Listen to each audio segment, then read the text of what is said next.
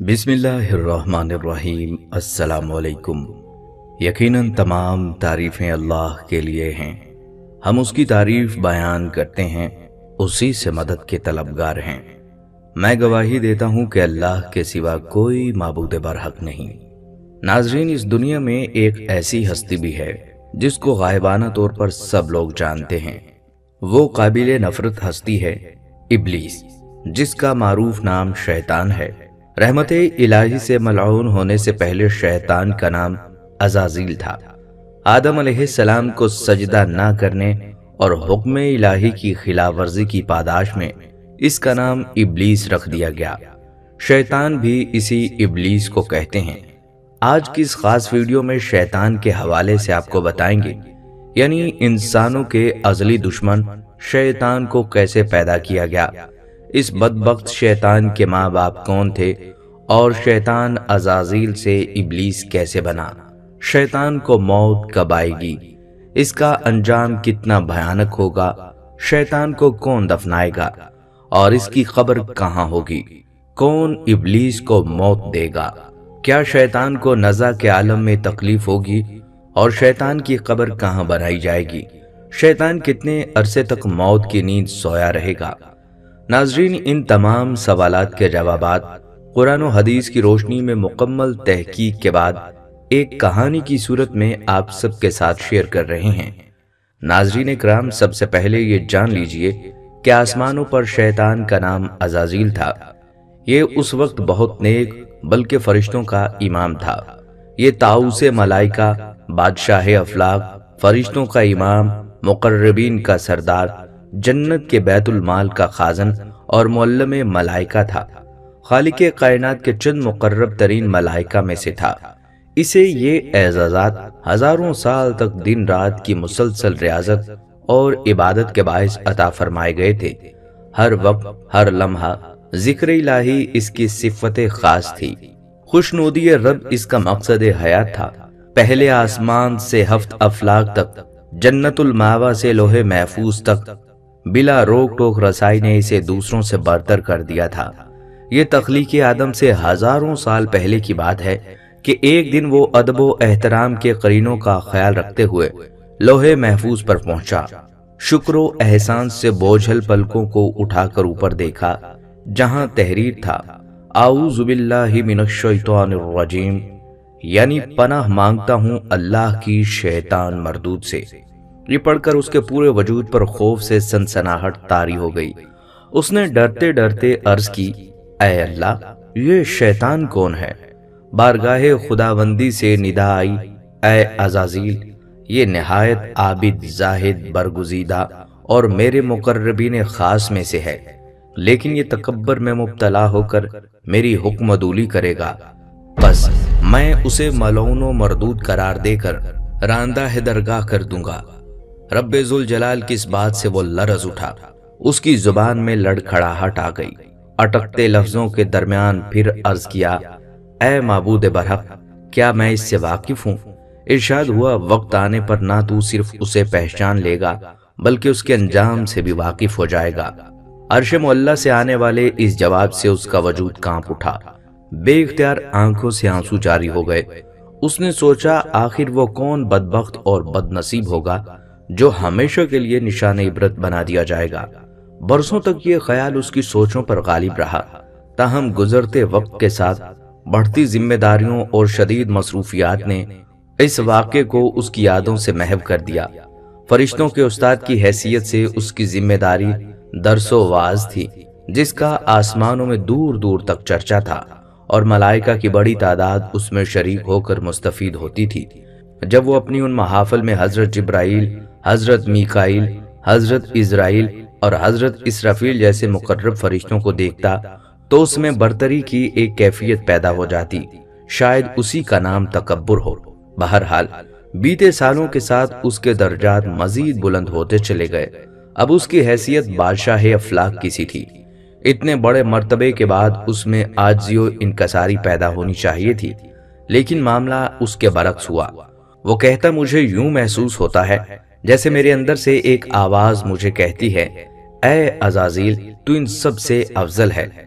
मुझे अच्छी तरह याद है एक दो बार मुझे हजरत जिब्राइल और हजरत मीकाईल ने समझाने की कोशिश भी की थी, लेकिन जब अकल पर गुरूर और तकब्बर के बादल छा जाएं, आंखों पर रऊनियत का पर्दा पड़ जाए, कान वाज़ो नसीहत सुनने से कासिर हों, तो फिर तबाही और बर्बादी मुकद्दर बन जाती है। जिल्लत और रुसवाई का तोक हमेशा के लिए गले की जीनत बन जाता है। और फिर एक बदकिस्मत दिन ये ही सब कुछ मेरे साथ हुआ। रब्बे जुल जलाल ने उसकी हजारहा सालों की इबादतें उसके मुंह पर दे मारी। वो जो ताऊसे मलाइका था अब मलाउन व मरदूद बन चुका था। अब वो शर की तागूती कुव्वत में तब्दील होकर बद्दी और बुराई की सबसे बड़ी अलामत बन चुका था। कुरान पाक में 88 बार शैतान और 11 बार इब्लीस के नाम से इसका जिक्र करके इंसान को इससे दूर रहने और इसके शर से बचने का हुक्म दिया गया। बारी ताला ने 1,24,000 पैगंबरों को दुनिया में माबूस फरमाकर कौमों को शैतान दईन के मकरो फरेब से बचने की तलकीन फरमाई। नाजरीन, जमीन पर जाने से पहले शैतान ने अल्लाह से 4 चीजों की इजाजत तलब की। नंबर 1, ताक़यामत मौत से मोहलत। नंबर 2, अहले जमीन को बहकाने की कुव्वत। नंबर 3, हियत तब्दील करने की सलाहियत। नंबर 4, औलादे कसीर और उनकी तवील उम्रें। अल्लाह ताला ने फरमाया, जा तुझे इजाजत है, लेकिन मेरे नेक बंदे तेरे फरेब में नहीं आएंगे, और जिसने तेरा साथ दिया मैं तुझसे और उनसे जहन्नम को भर दूंगा, जिसका तज़किरा सूरह बनी इसराइल की आयत नंबर 61 ता 63 में मौजूद है। अब उसका काम आसान हो गया। खनखनाती सड़ी मट्टी से पैदा किया गया ये हजरत इंसान जो अशरफुल मखलूकात है, मस्जूद मलाइका, एहसन तकवीम और अपने औसाफ व कमालात पर नाजा है। लेकिन शैतान इस नफ्स के पुजारी इंसान के रगो पै से अच्छी तरह वाकिफ है। गो के उसे इस बात का इख्तियार नहीं कि वो उनके अजसाम पर काबिज होकर उनसे बिलजबर बदी के काम करवाए। चुनाचा वो उनकी अंदरूनी जबिल्लत यानी नफ्से अमारा को अपनी वसवसों, अंदाजों और दसीसा कारियों के चुंगल में फंसाकर बुराइयों पर आमादा करता है।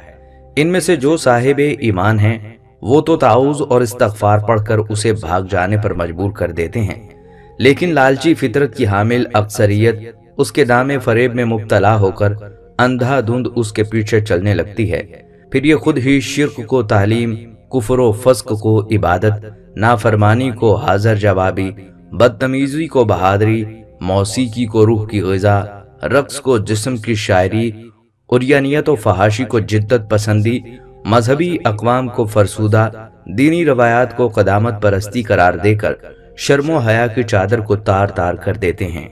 नाज़रीन इकराम, हजरत आदम के दुनिया में आने से कबल कुर्राए अर्ज और आसमान पर 2 किस्म की मखलूक़ात रहती थीं, एक नूरी और दूसरी नारी। नूरी मखलूक नूर से पैदा किए गए फरिश्ते हैं जो आसमानों में रहकर दिन रात इबादत इलाही में मसरूफ रहते हैं। उनके यहाँ औरतें होती हैं और ना ही उनकी नस्ल चलती है। नारी मखलूक जिन्नात हैं जो आग से पैदा किए गए हैं, ये जमीन पर रहते हैं। उनके यहाँ औरतें भी होती हैं और उनकी नस्ल भी खूब फैलती है। जिन्नात में शर का मादा बहुत ज्यादा होता है। अक्सर लोग मुझे भी फरिश्ता समझते हैं, लेकिन मैं जिन्नात की नस्ल से हूँ और आग के भड़कते शोले से पैदा किया गया हूँ। जिस तरह इंसानों में हजरत आदम अलैहिस्सलाम को अबुल बशर कहा जाता है, इसी तरह शैतान के जद्दे अमजद तारानोस को अबुल जिन के नाम से याद किया जाता था। कुछ मुर्रिखीन ने उनका नाम मारिज भी लिखा है। नाजरीन, यहाँ ये भी जान लीजिए कि शैतान के 5 अहम साथी हैं, जिनके नाम ये हैं। नंबर 1, सब्र। इसके इख्तियार में मुसीबतों का कारोबार है, जिसमें लोग हाय वावेला करते हैं और गिरेबान फाड़ते हैं, मुंह पर तमाचे मारते हैं और जाहलियत के नारे लगाते हैं। नंबर 2, आऊर। ये लोगों को बद्दी पर उकसाता है और इसे उन पर अच्छा और पसंदीदा करके दिखाता है। नंबर 3, मसूब। ये कज़्ब और दरोग पर मामूल है, जिसे लोग कान लगाकर सुने, तजस्सुस करें और आधी सुनकर मजीद इजाफा कर लें। ये इंसानों की शक्ल अपनाकर उनसे मिलता है और उन्हें फसाद बर्पा करने की झूठी खबरें सुनाता है। नंबर 4, दासिम। ये आदमी के साथ घर में दाखिल होता है और घर वालों के ऐब दिखाता है और उन पर गजबनाक करता है। 5वां फरिश्ता बाजारों का मुख्तार है।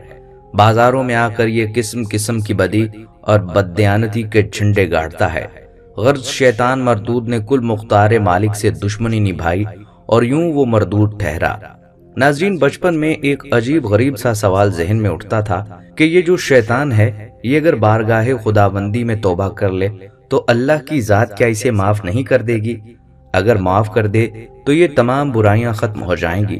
ظاہر ہے بچپن تھا، کسی سے جھجک کے باعث سوال پوچھا نہیں۔ تھوڑا ہوش سنبھالا تو اس کے متعلق جانا کہ یہ کون ہے، اس کی اصلیت کیا تھی، اب کیا ہے اور کیوں اس کی توبہ قبول نہیں ہو سکتی۔ شیطان یعنی ابلیس، اس کا اصل نام عزازیل ہے۔ بچپن کا وہ سوال کہ کیا صرف سجدہ نہ کرنے کی وجہ سے شیطان کو دھکا مارا گیا، شیطان کو دھتکارا ملا، کیا اسے توبہ کا موقع نہیں ملا؟ جب اللہ تعالیٰ نے تمام فرشتوں کو حکم دیا کہ آدم علیہ السلام کو سجدہ کرو، تمام فرشتے فوراً سجدے میں گر جاتے ہیں سوائے ابلیس کے۔ اللہ تعالیٰ کی ذات اگر چاہتی تو اسی وقت اس کو اپنی بارگاہ سے خارج کر سکتی تھی، لیکن ایسا نہیں ہوا۔ اسے توبہ کا موقع دیا گیا، پوچھا گیا کہ اے عزازیل، تو نے سجدہ کیوں نہیں کیا؟ قرآن مجید میں ہے کہ جب اللہ تعالیٰ نے حضرت آدم علیہ السلام کو سجدہ کرنے کا حکم دیا تو ابلیس نے انکار کر دیا اور حضرت آدم علیہ السلام کی تحقیر اور اپنی بڑائی کا اظہار کر کے تکبر کیا۔ اسی جرم کی سزا میں خداوند عالم نے اس کو مردود بارگاہ کر کے دونوں جہاں میں ملعون فرما دیا اور اس کی پیروی کرنے والوں کو جہنم میں عذاب نار کا سزاوار بنا دیا۔ اللہ تعالیٰ نے فرمایا، کس چیز نے تجھے روکا ہے کہ تو نے سجدہ نہ کیا جب میں نے تجھے حکم دیا تھا؟ بولا، میں اس سے بہتر ہوں، تو نے مجھے آگ سے بنایا اور اسے مٹی سے بنایا ہے۔ فرمایا تو تو یہاں سے اتر جا، تجھے نہیں پہنچتا کہ یہاں رہ کر غرور کرے، نکل تو ذلت والوں میں ہے۔ بولا، مجھے فرصت دے اس دن تک کہ لوگ اٹھائے جائیں۔ فرمایا، تجھے مہلت ہے۔ بولا، تو قسم اس کی کہ تو نے مجھے گمراہ کیا، میں ضرور تیرے سیدھے راستے پر ان کی طاق میں بیٹھوں گا، پھر ضرور میں ان کے پاس آؤں گا، ان کے آگے اور پیچھے اور داہنے اور بائیں سے، اور تو ان میں سے اکثر کو شکر گزار نہ پائے گا۔ فرمایا، یہاں سے نکل جا۔ رد کیا گیا اور اندھا ہوا۔ ضرور ان میں سے جو تیرے کہے پر چلا، میں تم سب سے جہنم بھر دوں گا۔ ایک بزرگ جناب فخر الدین زاری رحمت اللہ علیہ اپنے دور کے بہت بڑے عالم تھے۔ ان پر جب نزع کا وقت آیا تو شیطان آ پہنچا، کہنے لگا، اے فخر الدین، آپ کے پاس اللہ تعالیٰ کی ذات کے ہونے کی کیا دلیل ہے؟ انہوں نے ایک دلیل دی، شیطان نے اپنے علم سے وہ رد کر دی۔ انہوں نے دوسری دلیل دی، اس نے وہ بھی رد کر دی، حتیٰ کہ آپ نے 359 دلیلیں دی، اس نے سب رد کر دیں۔ حضرت نجم الدین کبرا رحمت اللہ علیہ، آپ کئی مسافر دور وضو فرما رہے تھے اور اپنے باطنی تصرف سے یہ ماجرا دیکھ رہے تھے۔ آپ نے اپنے ہاتھ سے پانی حضرت فخر الدین رازی رحمت اللہ علیہ کی طرف پھینکا، تمام پردے چاک کیے اور فرمایا، اس کو بول دو کہ میں اللہ تعالیٰ کی ذات کو بنا کسی دلیل کے مانتا ہوں۔ یہاں شیطان نے ایک اور حملہ کیا، کہنے لگا، اے فخر الدین، آج تمہیں تمہاری فضیلت نے بچا لیا۔ آپ نے جواب دیا، نہیں، مجھے میرے وسیلے نے بچا لیا۔ کتنا خطرناک کھیل کھیلتا ہے۔ نزع کے موقع پر بھی اس بات کے در پے ہوتا ہے کہ بندہ مومن کو بھٹکا دوں۔ وہ آج تک اپنا کیا ہوا عہد نبھا رہا ہے، اور کیا ہم اپنا عہد نبھا رہے ہیں؟ ابلیس، جس کو شیطان کہا جاتا ہے، یہ فرشتہ نہیں تھا بلکہ جن تھا جو آگ سے پیدا ہوا تھا، لیکن یہ فرشتوں کے ساتھ ساتھ ملا جلا رہتا تھا اور دربار خداوندی میں بہت مقرب اور بڑے بڑے بلند درجات و مراتب سے سرفراز تھا۔ حضرت کعب احبار رضی اللہ تعالیٰ عنہ کا فرمان ہے کہ ابلیس 40,000 برس تک جنت کا خزانچی رہا اور 80,000 برس تک ملائکہ کا ساتھی رہا اور 20,000 برس تک ملائکہ کو واعظ سناتا رہا اور 30,000 برس تک مقربین کا سردار رہا اور 1,000 برس تک روحانین کی سرداری کے منصب پر رہا اور 14,000 برس تک عرش کا طواف کرتا رہا، اور پہلے آسمان میں اس کا نام عابد، دوسرے آسمان میں زاہد، تیسرے آسمان میں عارف، چوتھے آسمان میں ولی، پانچویں آسمان میں تقی اور چھٹے آسمان میں خازن اور ساتویں آسمان میں عزازیل تھا، اور لوح محفوظ میں اس کا نام ابلیس لکھا ہوا تھا، اور یہ اپنے انجام سے غافل اور خاتمہ سے بے خبر تھا۔ قرآن مجید کے اس عجیب واقعہ میں عبرتوں اور نصیحتوں کی بڑی بڑی درخشندہ اور تابندہ تجلیاں ہیں۔ اس لیے اس واقعہ کو خداوند قدوس نے مختلف الفاظ میں اور متعدد طرز بیان کے ساتھ قرآن مجید کے 7 مقامات میں بیان فرمایا ہے، یعنی سورہ بقرہ، سورہ اعراف، سورہ ہجر، سورہ بنی اسرائیل، سورہ کہف، سورہ طٰ، سورہ صاد میں اس دل ہلا دینے والے واقعہ کا ذکر کیا ہے، جس میں سے ایک بہت بڑا درس ہدایت تو یہ ملتا ہے کہ کبھی ہرگز اپنی عبادتوں اور نیکیوں پر گھمنڈ اور غرور نہیں کرنا چاہیے، اور کسی گنہگار کو اپنی مغفرت سے کبھی مایوس نہیں ہونا چاہیے، کیونکہ انجام کیا ہوگا اور خاتمہ کیسا ہوگا عام بندوں کو اس کی کوئی خبر نہیں ہے، اور نجات و فلاح کا دار و مدار در حقیقت خاتمۃ بالخیر پر ہی ہے۔ بڑے سے بڑا عابد اگر اس کا خاتمہ بالخیر نہ ہوا تو وہ جہنمی ہوگا، اور بڑے سے بڑا گنہگار اگر اس کا خاتمہ بالخیر ہو گیا تو وہ جنتی ہوگا۔ دیکھ لو ابلیس کتنا بڑا عبادت گزار اور کس قدر مقرب بارگاہ تھا، اور اس کی ساری عبادتیں غارت و اکارت ہو گئیں، اور وہ دونوں جہاں میں ملعون ہو کر عذاب جہنم کا حقدار بن گیا، کیونکہ اس کو اپنی عبادتوں اور بلندی درجات پر غرور اور تکبر ہو گیا تھا، مگر وہ اپنے انجام اور خاتمہ سے بالکل بے خبر تھا۔ حدیث میں ہے کہ ایک بندہ اہل جہنم کے اعمال کرتا رہتا ہے حالانکہ وہ جنتی ہوتا ہے، اور ایک بندہ اہل جنت کے عمل کرتا ہے حالانکہ وہ جہنمی ہوتا ہے، یعنی عمل کا اعتبار خاتموں پر ہے۔ خداوند کریم ہر مسلمان کو خاتمۃ بالخیر کی سعادت نصیب فرمائے اور برے انجام اور برے خاتمہ سے محفوظ رکھے۔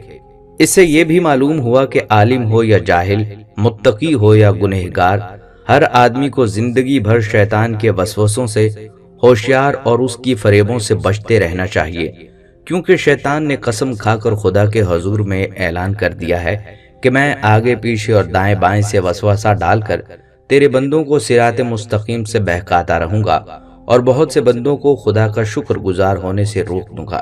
شیطان نے آگے پیچھے اور دائیں بائیں 4 جانبوں سے انسانوں پر حملہ آور ہونے اور وسوسہ ڈالنے کا اعلان کیا ہے۔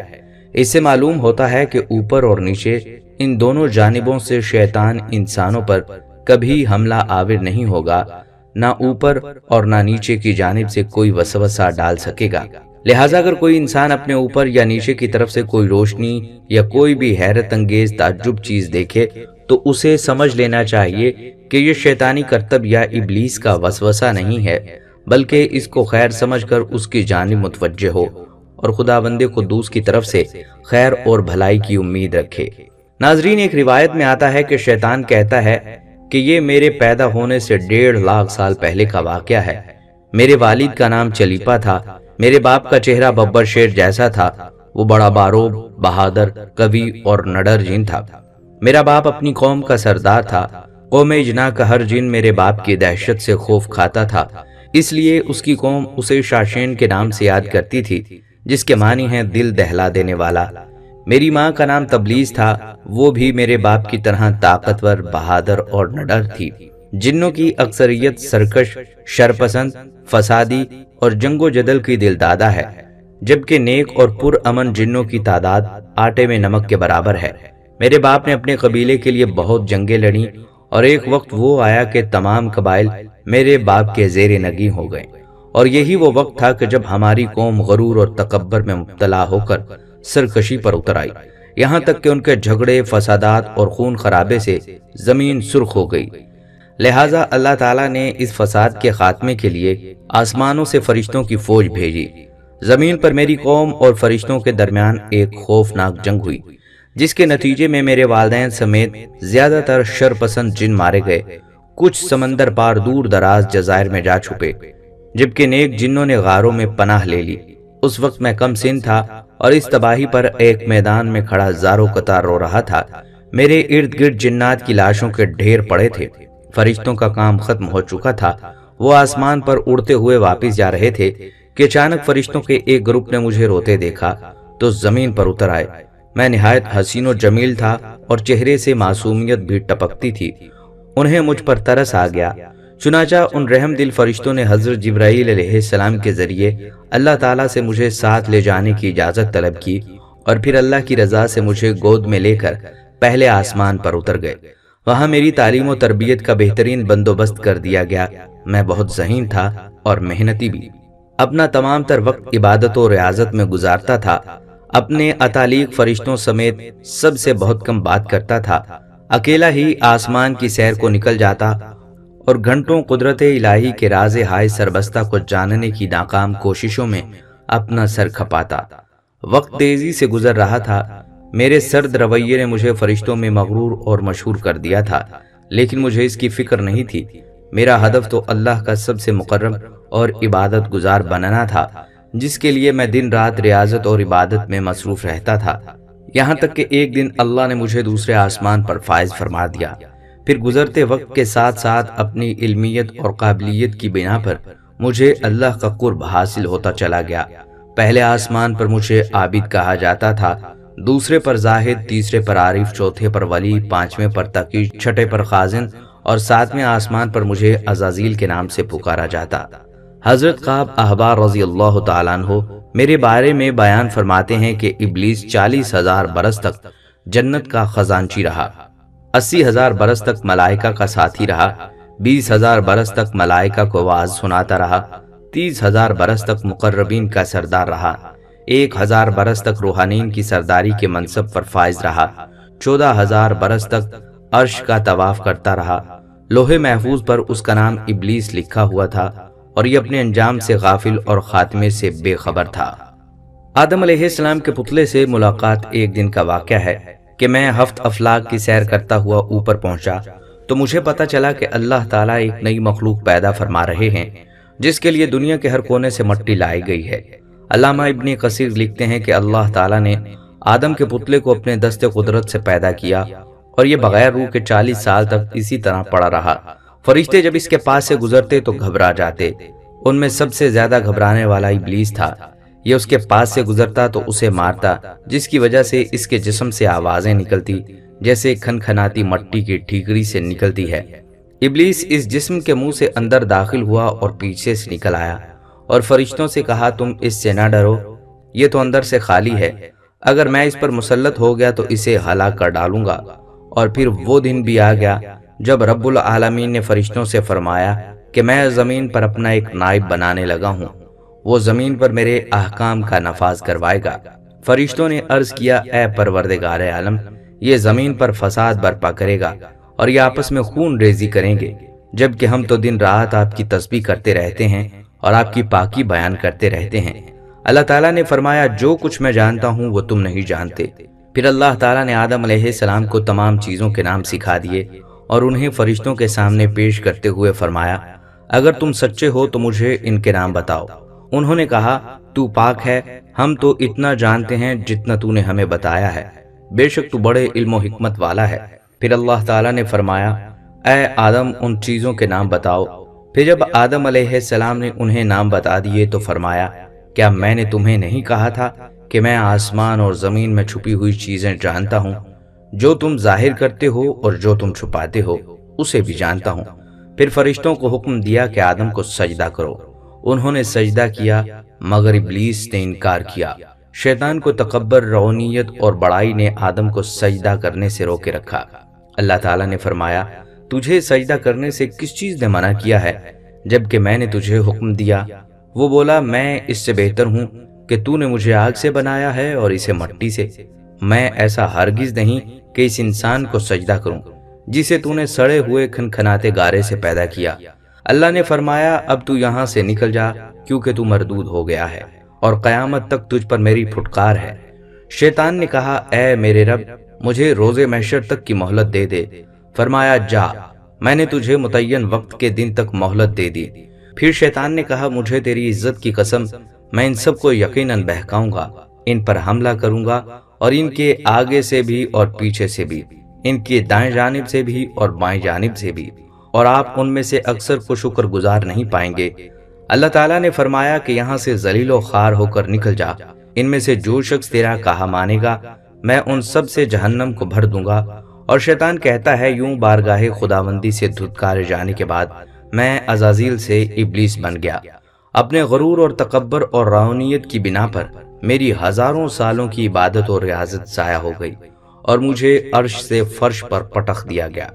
انہی دنوں میرے علم میں یہ بات آئی کہ اللہ تعالیٰ نے حضرت آدم کی تنہائی دور کرنے کے لیے ان کی بائیں پسلی سے حضرت حوا کو پیدا کیا ہے، اور اللہ نے آدم سے کہا کہ تم اور تمہاری بیوی دونوں جنت میں رہو اور یہاں جو چاہو کھاؤ، مگر اس درخت کا رخ نہ کرنا ورنہ ظالموں میں شمار ہوں گے۔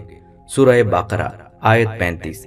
اس کے باوجود اللہ تعالیٰ نے انہیں آگاہ فرما دیا تھا کہ ابلیس ان کا دشمن ہے اور ایسا نہ ہو کہ وہ انہیں جنت سے نکلوا دے۔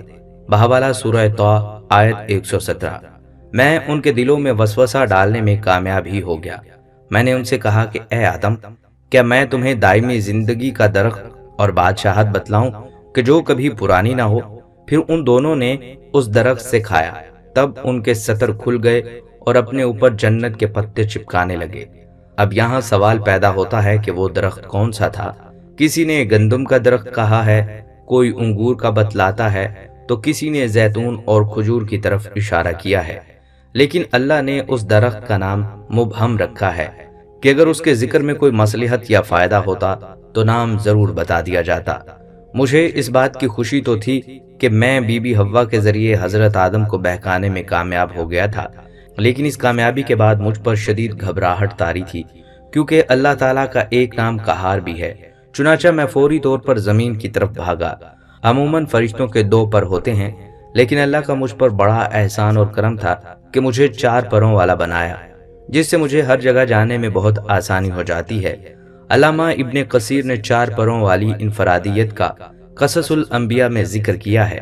بعد ازاں اللہ تعالیٰ نے حوا اور حضرت آدم علیہ السلام کو معاف کر کے ایک خاص مدت تک کے لیے دنیا کی طرف روانہ کیا۔ اللہ تعالیٰ نے میرے جنت سے نکالے جانے اور آدم کے اس قصے کو قرآن کریم کی 7 سورتوں، سورۃ البقرہ، سورۃ الاعراف، سورۃ الحجر، سورۃ البنی اسرائیل، سورۃ القحف، سورہ طٰ اور سورہ صاد میں تفصیل سے بیان فرمایا ہے۔ میری اس پہلی کامیابی نے مجھے ابلیس سے شیطان بنا دیا۔ دنیا میں آدم اور حوا کے ملاپ کے بعد اللہ نے انہیں اولاد کثیر سے نوازا۔ ایک جوڑا صبح پیدا ہوتا اور ایک شام کو۔ صبح والے جوڑے سے شام والے جوڑے کی شادی کر دی جاتی۔ اسی طرح ایک دن صبح قابیل اور اس کی بہن اقلیمیہ پیدا ہوئی، جبکہ شام کو حابیل اور اس کی بہن یہودا پیدا ہوئی۔ قانون قدرت کے مطابق قابیل کی شادی یہودا سے اور حابیل کی شادی اقلیمیہ سے ہونی تھی۔ اقلیمیہ نہایت خوبصورت، حسین، جمیل تھی، جبکہ یہودا بد شکل۔ قابیل نے یہودا سے شادی کرنے سے انکار کر دیا، وہ اپنی بہن سے شادی کرنا چاہتا تھا۔ حضرت آدم نے دونوں بیٹوں سے کہا کہ تم دونوں اللہ کی راہ میں قربانی دو، جس کی قربانی قبول ہو جائے گی اس کے ساتھ اقلیمیہ کی شادی کر دی جائے گی۔ چونکہ حابیل حق پر تھا، لہٰذا اس کی قربانی قبول کر لی گئی۔ یہی وہ لمحہ تھا جب میں ناک کے ذریعے قابیل کے جسم میں داخل ہوا اور اس کے دماغ پر قبضہ کر کے اس کی سوچنے سمجھنے کی صلاحیتوں پر حاوی ہو گیا۔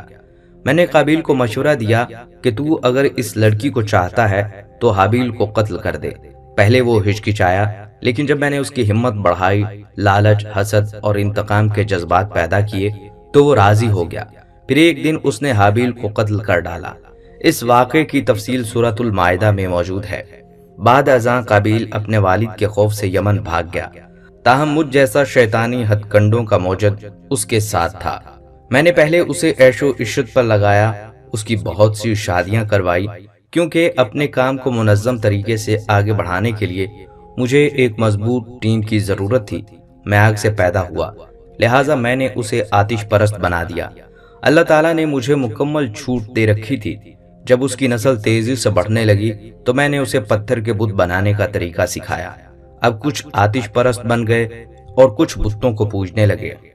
ناظرین، جب شیطان مردود کو اللہ تعالیٰ نے جنت سے نکال دیا تو اس نے اللہ تعالیٰ سے قیامت تک کے لیے مہلت مانگی کہ قیامت سے پہلے تک مجھے موت نہ آئے، لیکن اللہ تعالیٰ نے اسے مقررہ وقت تک، یعنی ایک خاص وقت تک مہلت دی، جسے قرآن مجید میں یوں بیان کیا گیا ہے۔ اس نے کہا، اے پروردگار، لوگوں کی زندہ کیے جانے تک مجھے مہلت دے۔ فرمایا، تجھے مہلت دی جاتی ہے وقت معلوم کے لیے۔ مفسرین کے مطابق وقت معلوم وہ وقت ہوگا جب حضرت اسرافیل علیہ السلام پہلی دفعہ سور پھونکیں گے۔ اسلامی کتب میں آتا ہے کہ قیامت کی نشانیاں جب پوری ہوں گی تو مومنین کی بغلوں کے نیچے سے ایک خوشبودار ہوا گزرے گی، جس سے تمام ایمان والے وفات پا جائیں گے اور پھر اس کے بعد 40 سال کا زمانہ گزرے گا جس میں کوئی بچہ پیدا نہ ہوگا، یعنی ہر انسان کی عمر کم سے کم 40 سال ہوگی۔ چونکہ سب مسلمان مر چکے ہوں گے اس لیے زمین پر کفار اور مشرک رہ جائیں گے۔ اسلام کی معروف کتاب تفسیر در منشور میں صفحہ نمبر 70 پر لکھا ہے کہ جب مومنین کی وفات کو 40 سال گزر چکے ہوں گے تو پھر حضرت اسرافیل علیہ السلام پہلی دفعہ سور پھونکیں گے۔ شروع میں اس کی آواز نہایت کم ہوگی کہ لوگ کان لگا کر سنیں گے، پھر یہ بڑھتی اس قدر تیز ہو جائے گی کہ لوگوں کے کانوں کے پردے پھٹ جائیں گے، ان کے نتنوں سے پیپ بہنا شروع ہو جائے گی اور لوگ مر جائیں گے۔ انسان، جنات، فرشتے، یہاں تک کہ سب کو موت آ جائے گی۔ اس کے ٹھیک 40 سال بعد حضرت اسرافیل علیہ السلام دوسرا سور پھونکیں گے اور تمام مردے زندہ ہو جائیں گے اور قیامت قائم ہوگی اور میزان لگے گا۔ پہلی مرتبہ سور پھونکنے اور دوسری مرتبہ سور پھونکنے کے درمیان 40 سال کا عرصہ ہوگا اور ابلیس 40 سال تک مردہ رہے گا۔ ناظرین، کیا آپ جانتے ہیں کہ ابلیس کو موت کیسے آئے گی اور شیطان 40 سال مردہ حالت میں کہاں گزارے گا؟ اس سلسلے میں حضرت قعب بن احبار رضی اللہ تعالیٰ عنہ کی ایک مشہور روایت ہے۔ حضرت قعب بن احبار رضی اللہ تعالیٰ عنہ فرماتے ہیں کہ جب ابو البشر یعنی حضرت آدم علیہ السلام کی وفات کا وقت آیا تو وہ پریشان ہو گئے اور اللہ پاک سے عرض گزار ہوئے، اے اللہ، میری موت سے میرا ازلی دشمن بہت خوش ہوگا کیونکہ میں مرنے والا ہوں اور وہ قیامت تک زندہ رہے گا۔ اسی وقت ملک الموت حضرت اسرائیل علیہ السلام حضرت آدم علیہ السلام کی خدمت میں حاضر ہوئے اور فرمایا، اے ابو الآدم، آپ وفات کے بعد جنت میں رہیں گے، جبکہ ابلیس قیامت تک دنیا میں رہے گا اور پھر قیامت سے 40 سال پہلے اس کو ایسی موت آئے گی کہ وہ پوری دنیا کے انسانوں جتنی موت کی تکلیف برداشت کرے گا اور پھر جہنم ہی اس کا واحد ٹھکانہ ہوگا۔ حضرت قعب رضی اللہ تعالیٰ عنہ مزید فرماتے ہیں کہ حضرت آدم علیہ السلام ملک الموت سے فرمانے لگے کہ مجھے ابلیس کی موت کا منظر بیان کرو، تو ملک الموت نے ابلیس کی موت کا حال بیان کرنا شروع کیا۔ وہ اتنی دردناک تھی کہ حضرت آدم علیہ السلام اپنے آنسوؤں پر قابو نہ رکھ سکے۔ لوگ حضرت قعب رضی اللہ تعالیٰ عنہ سے کہنے لگے کہ ہمیں بھی ابلیس کی موت کا کچھ حال بیان فرمائیں۔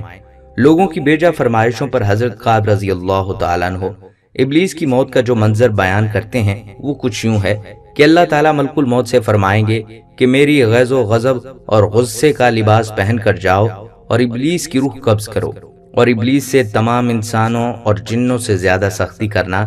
جب ملک الموت غضب اور غصے سے بھر کر بہت سے فرشتوں کے ساتھ ابلیس کی روح قبض کرنے آئیں گے تو جو بھی آسمان اور زمین سے ان کو دیکھے گا وہ فوراً ہی مر جائے گا۔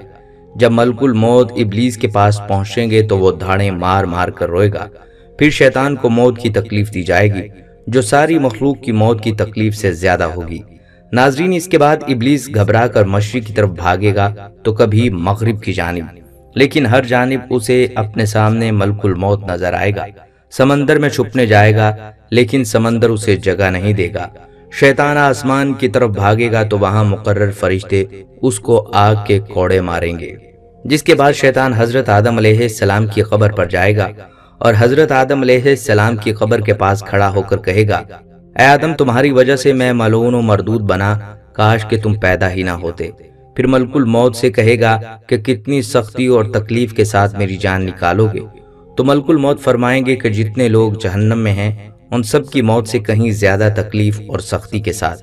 یہ سن کر ابلیس تڑپنے لگے گا اور چیختا چلاتا ادھر ادھر بھاگے گا اور اسی جگہ پہنچ جائے گا جہاں سے اس نے جنت سے نکلنے کے بعد پہلا قدم رکھا تھا۔ وہ جگہ آگ کے انگارے کی طرح سرخ ہوگی، زمین چنگاری کی طرح ہو جائے گی۔ یہاں زبانیاں نامی فرشتوں کی جماعت شیطان کو گھیر لے گی اور یہ فرشتے شیطان کو زنبوروں اور آروں سے چیریں گے، اور جب تک اللہ پاک چاہے گا اس وقت تک ابلیس حالت نزع اور موت کے غصے کا شکار رہے گا، اور وہاں جہنم کی سنڈاسیاں لگی ہوں گی۔ ان سنڈاسیوں سے تڑپا تڑپا کر جان نکالی جائے گی۔ آدم علیہ السلام اور حضرت حوا علیہ السلام سے کہا جائے گا کہ ذرا اپنے دشمن کو تو دیکھو کس طرح ذلت کے ساتھ مر رہا ہے۔ وہ دیکھ کر کہیں گے کہ یا اللہ، تو نے ہم پر اپنی نعمت مکمل فرما دی۔ انہی جہنمی گڑھوں میں ابلیس 40 سال تک مردہ رہے گا اور یہی اس کی خبر ہوگی۔ پھر 40 سال بعد دوبارہ حضرت اسرافیل علیہ السلام سور پھونکیں گے تو تمام مردہ زندے ہو جائیں گے اور حساب و کتاب کا عمل شروع ہو جائے گا۔ नाज़रीन, बेशक इस दुनिया की हर शय फना होने वाली है, और अगर किसी को दवाम है तो वो सिर्फ और सिर्फ अल्लाह पाक की ज़ात है। हमें हर वक्त तैयार रहना चाहिए, क्या पता कब किस वक्त कौन सी घड़ी हमारी इस दुनिया में आखिरी हो और फिर हमारे पछतावे के अलावा कुछ भी बाकी ना रहे।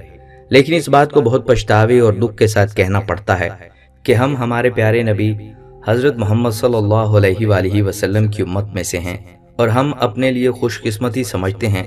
लेकिन हम सब को अपने गिरेबान में झांकने की ज़रूरत है, अपना तज्जिया करने की ज़रूरत है, अपना एहतसाब करने की ज़रूरत है कि हम नबी पाक सल्लल्लाहु अलैहि वसल्लम की कितनी तालीमात पर अमल करते हैं, कुरान पर कितना अमल करते हैं।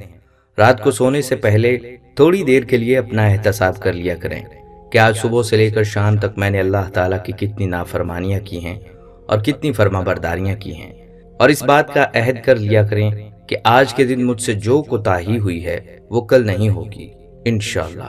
नाजरीन, ये थी हमारी आज की वीडियो। हम उम्मीद करते हैं कि आपको ये वीडियो पसंद आई होगी।